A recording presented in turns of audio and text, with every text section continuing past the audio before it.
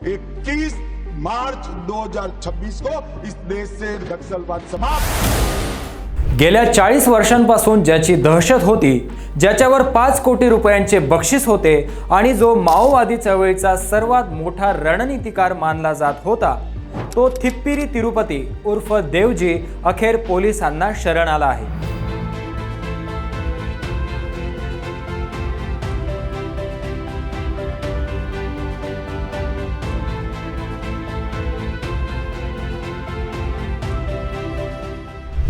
22 February 2026 रोजी तेलंगणा पोलिसांनी ही मोठी कारवाई केली।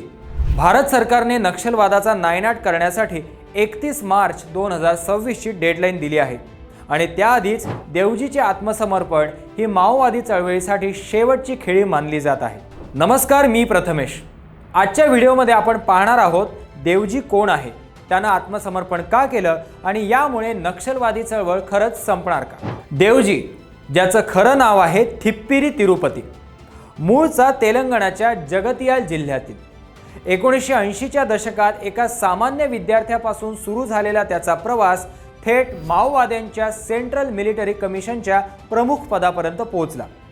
मे 2025 मध्ये नंबला केशवराव उर्फ बसवा राजू यांच्या मृत्यूनंतर देवजीने माओवादी संघटनेची सूत्रे हाती घेतली होती। तो केवळ एक नेता नव्हता, तर एक कुशल लष्करी रणनीतिकार होता।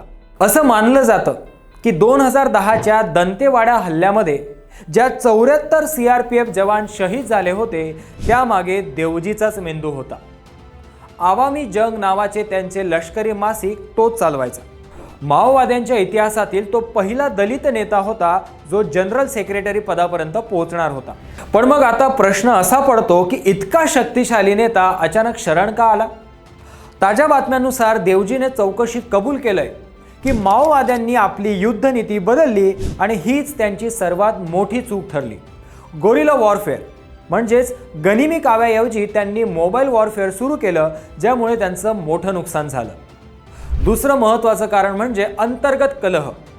माओवादी संघटनेत आता सशस्त्र लढा द्यायचा की शांततेचा मार्ग स्वीकारायचा, यावरून 2 गट पडले आहेत। अनेक जुन्या नेत्यांनी आधीच शरणागती पत्करली आहे, ज्यामुळे देवजी एकाकी पडला होता।